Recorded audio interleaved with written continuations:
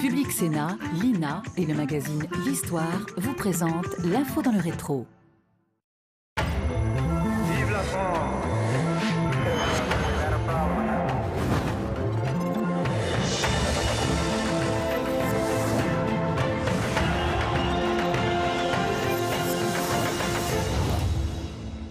Si vous suivez les sondages, en 1980, vous avez Michel Rocard, qui est élu président de la République. C'est pas la peine. Bon, on ne l'a pas constaté. Ensuite, c'est Raymond Barre, je crois, Édouard Balladur, Lionel Jospin. Bon, donc, n'en faisant pas une règle générale, mais laissons les Français juger, développons nos propositions. Laurent Fabius, rappelant le décalage entre les résultats des élections et les pronostics des sondages, c'était en 2006, quelques mois avant la primaire socialiste, et c'est une nouvelle primaire, à droite cette fois, qui remet en cause le magistère des sondages. Alors, retour sur cette étrange fascination, répulsion qui unit les Français et les sondeurs d'opinion, avec une émission spéciale présidentielle, en partenariat avec le magazine L'Histoire, qui publiait justement ce mois-ci un article de l'historien Michel Vinocq intitulé « Sondage à tout risque ». On en parle tout de suite, mais avant, retour sur les primaires de la droite et la surprise de François Fillon. C'est un sujet de Mounir Soussi. À croire que les électeurs prennent un malin plaisir à faire mentir les sondages. François Fillon en tête de la primaire, un pronostic encore fantaisiste il y a une semaine. Entre-temps, les votants se sont rendus aux urnes et ont démontré que le thermomètre qui mesure l'opinion est déréglé.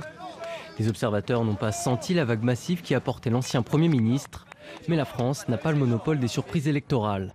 Pour analyser l'impact des sondages sur les élections présidentielles, deux invités. D'une part, un grand témoin, Jérôme Jaffré. Vous avez travaillé pendant longtemps à la Sofres, vous avez changé depuis d'établissement, mais vous êtes vraiment ce qu'on appelle un politologue, un vrai sondeur. Michel Vinocq, vous êtes notre partenaire avec le magazine L'Histoire, vous êtes historien, vous avez publié de très nombreux livres. Le dernier que je retiens, c'est votre livre sur les élections présidentielles sous la Ve République, qui est ressorti en poche récemment chez Tempus. Alors, messieurs, après ce qu'on vient de voir, l'effet Fillon, c'est un échec ou c'est un effet papillon? Jérôme Jaffré?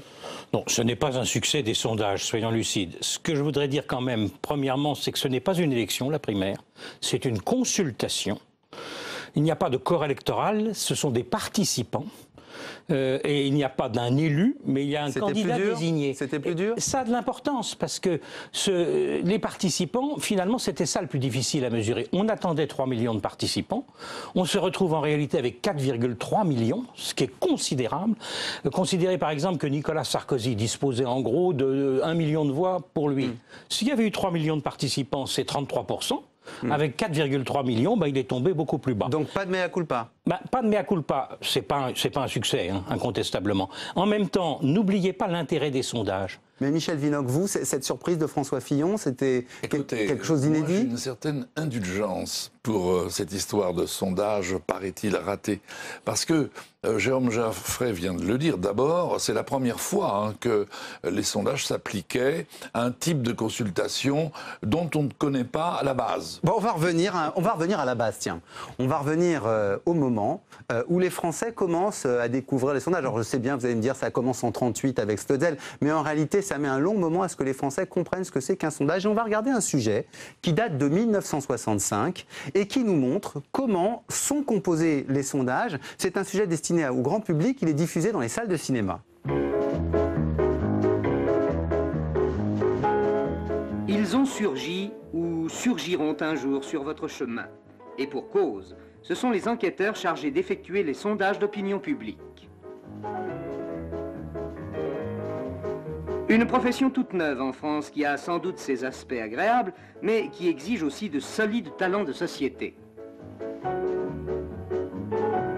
Il y faut du charme et de l'audace, mais dosé. Heureusement, il n'est pas question d'interroger tous les Français. Quelques milliers sélectionnés répondront pour l'ensemble. La France a été dans ce but divisée en régions. Et dans chaque région, on a établi le pourcentage des différents types d'agglomérations, autrement dit, de genre de vie. Pourcentage des hommes et des femmes. Répartition des habitants par groupe d'âge caractéristique. Répartition par catégorie de profession. Bon, vous avez remarqué, il y a beaucoup d'ironie, on fait de l'humour. On essaie d'expliquer, mais est-ce qu'on prend ça déjà très au sérieux ou pas, Michel Vinocq? Il faut attendre certainement 1965. Jusque-là, on n'y croit pas trop.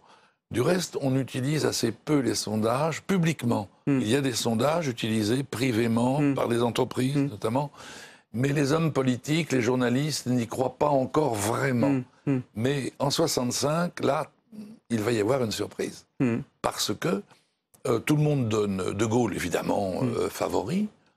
Or, à la veille de l'élection qui a lieu au mois de décembre... L'élection présidentielle, hein, bien sûr. Oui, l'élection présidentielle. Il y a les deux instituts de l'époque, la Sofres et l'IFOP, disent que De Gaulle n'arrive pas à 50%. Et les renseignements généraux... Donc ils disent qu'il va y avoir le fameux ballottage.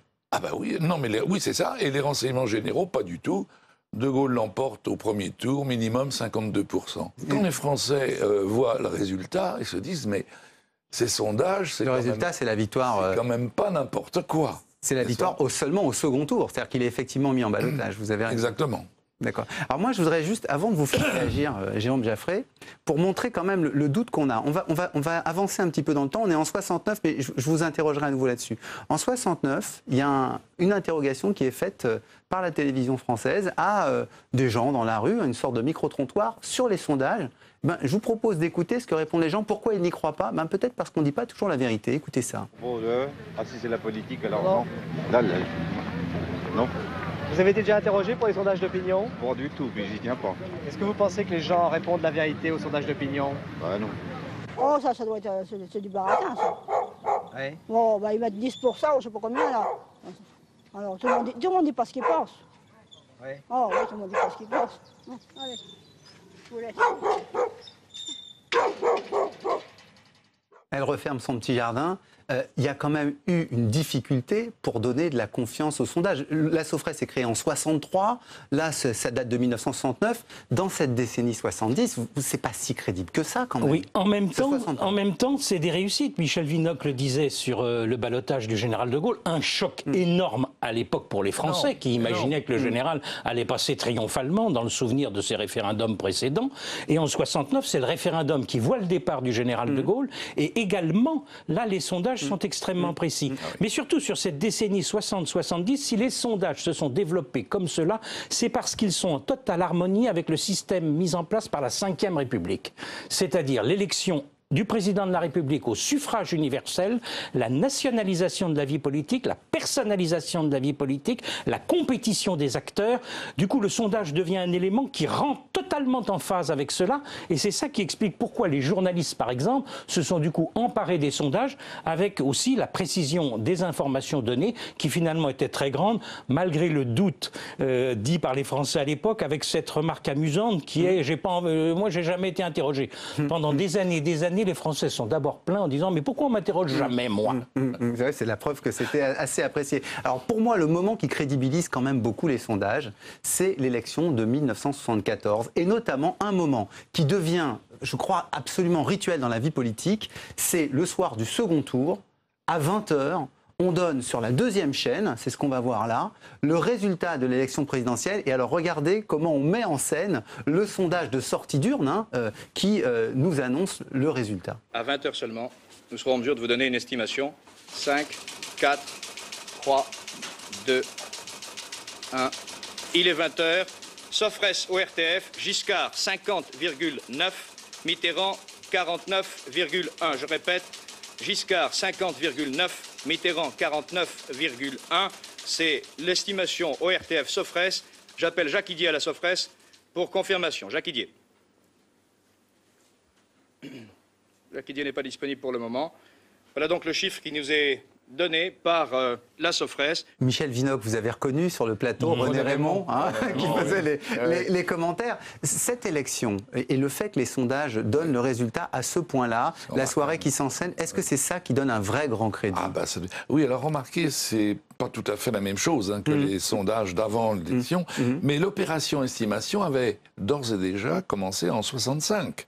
Ça a eu lieu. C'est vrai. Et donc, en 74, c'est impeccable, parce que c'était à 20h, à la fin, n'est-ce pas, du vote, qu'on apprend le vainqueur. Et alors, comme en 74, entre le vainqueur et le vaincu, Mitterrand, il y a une marge très étroite, c'est d'autant plus remarquable. Donc incontestablement, vous avez raison, en 1974, les sondages deviennent crédibles indiscutablement. Est-ce que c'est pas plus que ça, Jérôme Jaffray? Est-ce que c'est pas même le début de la puissance des sondages? Alors, soyons d'abord honnêtes, ce ne sont pas des sondages. Ce 50,9, 49,1. Les sondages juste avant le deuxième tour donnaient 50-50. Précisément, l'écart était si faible. Là, c'est à partir des bulletins dépouillés. J'ai travaillé avec Frédéric Bon à la Sofres à cette époque, jeune étudiant. Et comme la plupart des bureaux de vote en France ferment à 18 heures, nous avions donc un certain temps de travail pour pouvoir à 20 heures, sur la base des bulletins dépouillés, être aussi précis. Mais je reconnais que du coup, une certaine confusion s'est créée dans l'esprit. Oui, mais remarquez, c'est tout de même un sondage. C'est pas le même type de sondage. C'est pas le même type. Parce que c'est pas le résultat global. C'est un sondage. On choisissait 200 bureaux de vote en France, dont on suivait l'historique. Et à partir de modèles mathématiques, on pouvait analyser les variations, puisque par définition, nous n'avions pas, au moment où nous parlions, la totalité des bureaux de vote, par exemple les grandes villes fermant à 20 heures. Alors la puissance des sondages, oui. Mais c'est les mêmes instituts, il faut quand même le dire. Hein. C'est la Sofres, l'IFOP, voilà. Ces instituts-là sont là, ils ont été rejoints depuis par d'autres. C'est le savoir-faire statistique, on va dire. Et politologique, oserais-je dire. Car il faut quand même une connaissance de la vie politique. Sur ces bureaux de vote, ils ne sont pas choisis au hasard. Mais alors, cette puissance, justement, est-ce que ce n'est pas le moment où on commence à en prendre conscience et on prend cette fameuse loi de 1977 qui commence à réglementer la nature des sondages? Il y a une commission des sondages qui est mise en place. Est-ce que c'est ressenti à l'époque par les professionnels comme une forme, disons, de soupçon par rapport à la vérité du travail? En tout cas, il y a la mesure la plus pénible, c'était l'interdiction de publication dans les 8 jours précédents, alors que les sondages, pour autant, n'étaient pas interdits. C'est-à-dire que le personnel politique se payait des sondages d'information dans ces 8 derniers jours, dont les citoyens étaient privés. Et là, je dois dire que c'était choquant. Du coup, en plus, fausses rumeurs circulant, on était dans une situation, et heureusement, il y a une quinzaine d'années, cette loi a été abandonnée, on a le droit de publier maintenant jusqu'à la veille. On va revenir sur effectivement la loi de 2002, en fait, qui modifie la question. Mais moi, ce que je me demandais, c'est si, au fond, il n'y avait pas déjà une telle attention sur les sondages que quand les rares fois, et d'ailleurs, on va en prendre une là, tiens, en 1986, il y a un institut de sondage, en l'occurrence IFOP, qui reconnaît une erreur. On va voir d'ailleurs à l'écran celui qui va s'exprimer à l'époque. Je crois que c'était un de vos collègues, comme vous, un ancien de Sciences Po, Jean-Luc Parodi. Dans la première version du sondage IFOP Le Point, le PS était crédité de 30% et l'UDF-RPR de 47% des intentions de vote. Après la mise au point de la commission des sondages, le PS redescend à 28% et l'UDF-RPR remonte à 48,5%. Une petite différence qui fait cependant les grands titres de la presse. Alors, erreur ou manipulation ? C'est une erreur tout à fait humaine, c'est-à-dire que quand on a un sondage, on essaye de l'ajuster très clairement sur les résultats des élections antérieures. Et donc il faut introduire en machine les résultats des élections présidentielles, des élections européennes. Nous l'avons fait, mais à la suite d'une erreur bête, humaine, matérielle, nous avons introduit des résultats européens faux.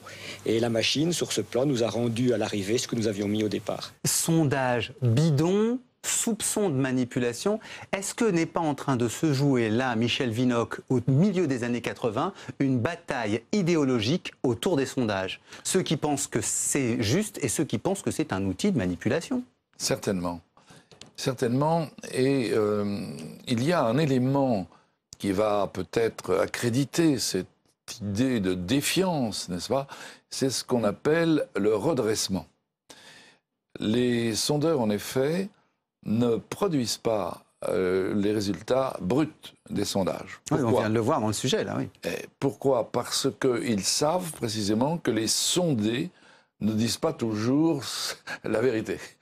Ils savent qu'il y a des options qui sont plus ou moins mal considérées, et notamment le vote pour le Front National. C'est vrai qu'à cette époque, il est systématiquement sous-estimé, hein. Oui, et parfois surestimé, mais au départ sous-estimé. D'où des erreurs qui sont parfois notables, vérifiables avec les résultats, et la défiance, par conséquent, peut s'accroître.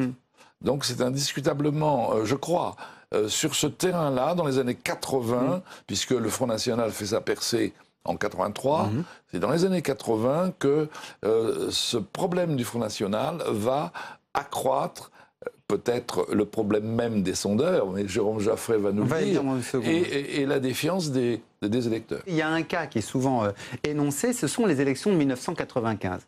Dans les élections de 1995, il y a Balladur qui fait la course en tête, mais il se trouve qu'on a trouvé un sujet qui nous a rappelé quelque chose, je trouve, d'assez symptomatique, un sujet du journal télévisé qui nous annonce, ou du moins que les sondages de l'époque nous disent qu'il n'y aura pas de candidat de gauche au second tour de l'élection présidentielle de 1995. Regardez, c'est étonnant, on parle de Jospin et d'Emmanuelli qui vont faire leur propre primaire. À moins de 3 mois de l'élection présidentielle, deuxième vague de sondages CSA pour France 3, Radio France et notre confrère Le Parisien. Édouard Balladur toujours largement en tête. À gauche, les socialistes risquent de ne pas être présents au deuxième tour de l'élection. Les chiffres à la loupe avec Marie-Pierre Courtelman. Que ce soit Lionel Jospin ou Henri Emmanuelli, les socialistes obtiennent dans ce sondage moins de voix que Jacques Chirac. 18,5 ou 19% pour le maire de Paris, 30,5 ou 31% pour le Premier ministre. Les deux hommes distancent Raymond Barre loin derrière, 8% dans le meilleur des cas. Philippe de Villiers progresse, 8%, le Front National, 8,5%. Enfin, les hypothèses du deuxième tour, Édouard Balladur reste systématiquement au-dessus de 60%.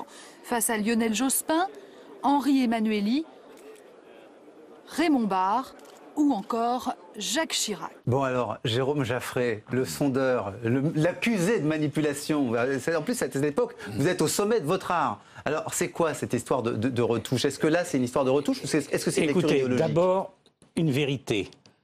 Quand le candidat n'est pas encore connu, il est mal évalué.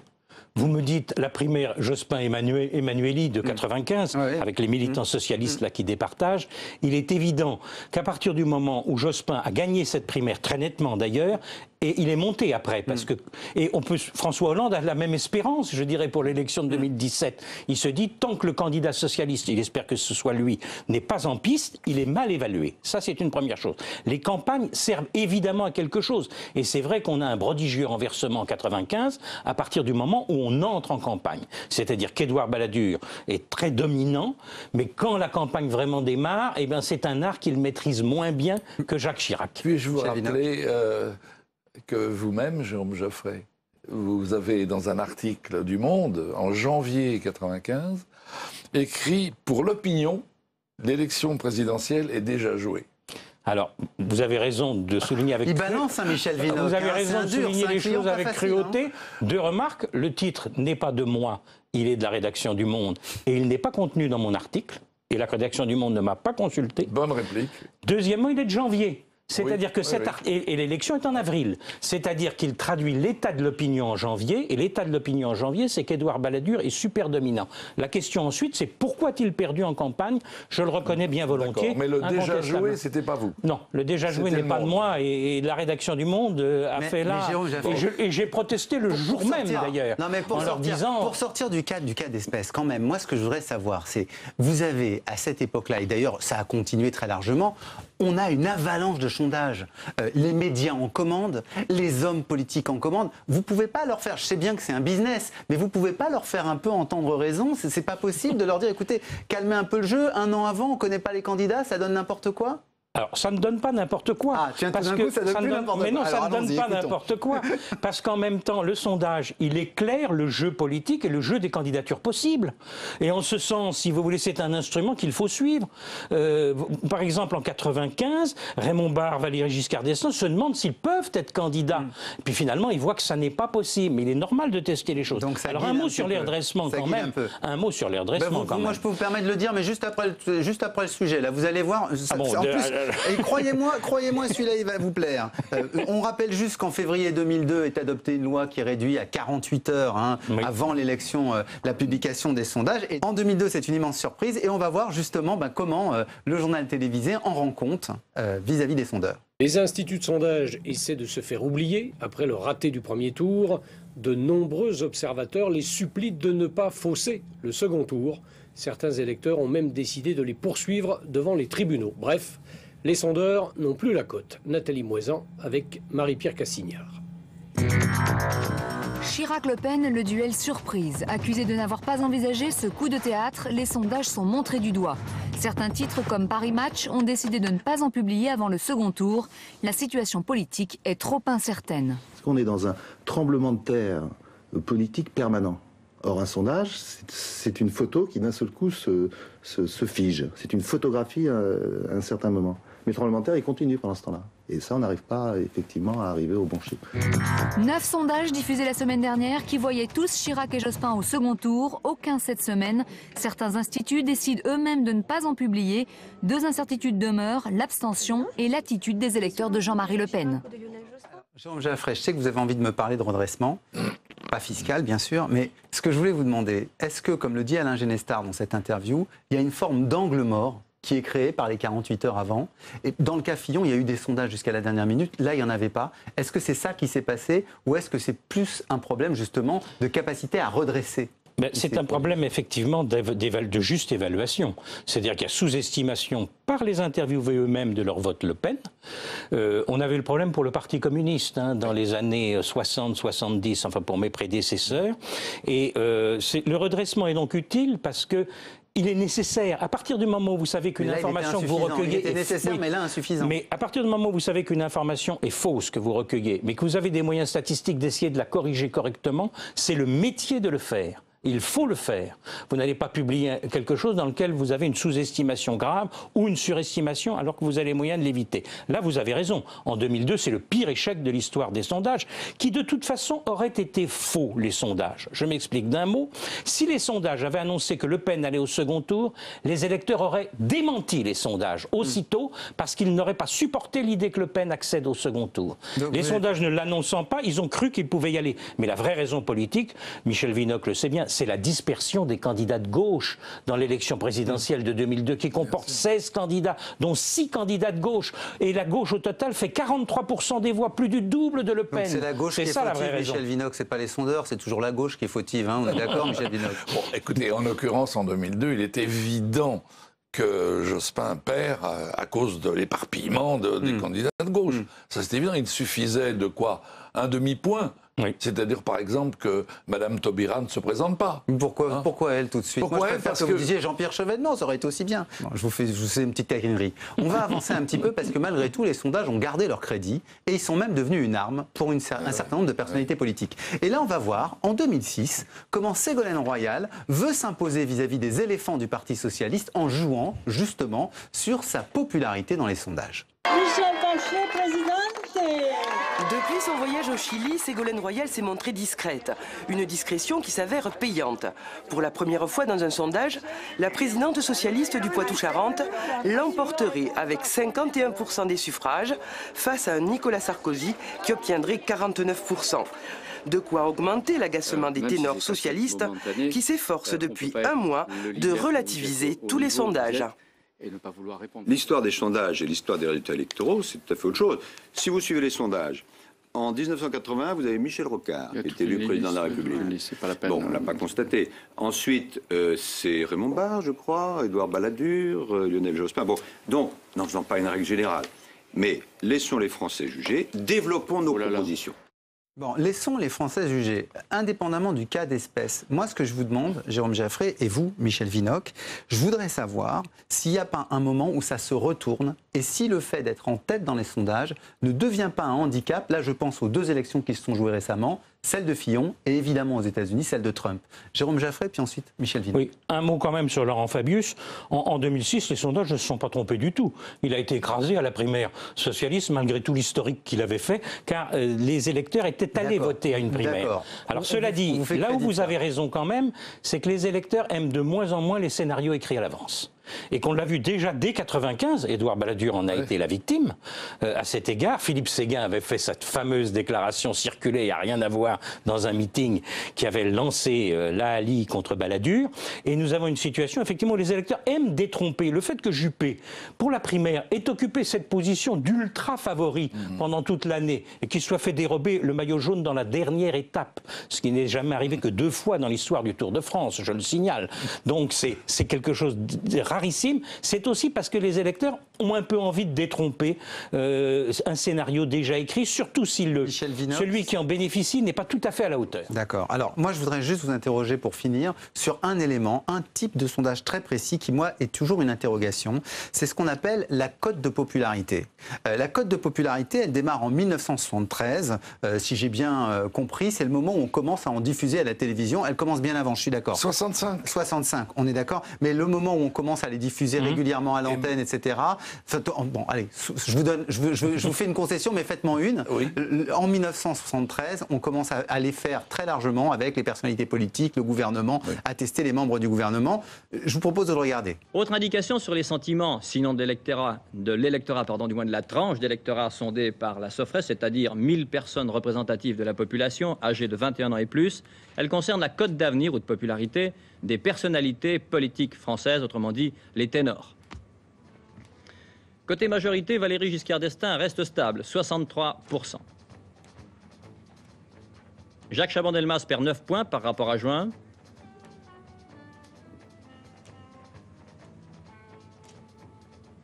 Pierre Messmer en gagne 4.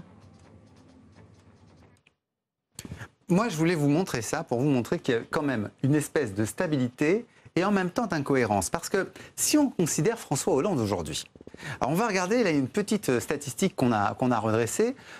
Il n'y a que 4% d'électeurs qui se déclarent satisfaits par François Hollande, le chef de l'État. Et puis, au même moment, quand on regarde les sondages d'intention de vote, tout d'un coup, ce n'est pas la même statistique. Ça passe à 9%. Je ne l'ai pas mis ici, mais quand on regarde la cote de popularité elle-même, on a une autre statistique qui sort qui est à plus de 20%. Donc moi, ce que je voudrais comprendre, c'est un peu la différence entre tout ça. Et si, après on verra avec Michel Vinocq, si ça ne crée pas de la confusion. C'est quoi la différence entre la satisfaction, l'intention de vote et la popularité ? Alors, la satisfaction, c'est une mesure un peu incohérente qui a été donnée. Ce 4% n'a jamais existé. Ipsos et le Cevipof ont demandé une note de 0 à 10 à François Hollande. Et ils ont retenu 7 à 10 pour dire que c'était satisfait. Mais je trouve que 6 sur 10 pourrait aussi bien être considéré comme étant satisfait. Et on retrouverait du coup les taux que vous dites. L'intention de vote, vous êtes en concurrence avec d'autres. Vous avez un espace politique. Est-ce que vous êtes capable de tenir votre espace politique? Et là, pour Hollande, il y a Mélenchon, il y a Macron, il y a donc une situation où c'est beaucoup plus difficile pour lui pour le moment. Et du coup, il peut être à un score très très bas. Un mot sur les popularités, ce qu'on constate quand même et qu'il faut savoir, c'est la baisse tendancielle du taux de popularité sous la Ve République. Quelque chose de fondamental et qui dit combien notre système politique aujourd'hui fonctionne mal. Michel Vinocq, juste un commentaire dessus sur cette, effectivement, De Gaulle a toujours eu une cote de popularité au-dessus de 50, sauf une année, 1963, à cause de la fameuse grève des mineurs. Et depuis De Gaulle, ses successeurs ont vu leur cote de popularité effectivement baisser au cours de leur mandat, mais ça va s'accentuant et c'est devenu quasiment structurel. Le président est élu et au bout de, très rapidement, désormais, au bout de 3 ou 4 mois, sa cote. Donc, il y a là une tendance qui pose un vrai problème institutionnel, j'en suis sûr. Merci beaucoup. Alors, en tout cas, merci beaucoup Jérôme Jaffray, merci beaucoup Michel Vinocq. Je rappelle le titre de votre livre sur les élections présidentielles sous la Ve République, republié chez Tempus. Je rappelle aussi notre partenariat avec le magazine L'Histoire. Vous avez publié dans le numéro sur les Kurdes du mois de novembre, vous avez publié une chronique sur justement les sondages. Et puis, on va se quitter en donnant la parole à une personnalité particulièrement remarquée qui a fait cette semaine ses adieux. Et donc, je vous laisse découvrir qui nous dit au revoir. J'ai été heureux de participer à ce combat. Au revoir à tous. Vive la France!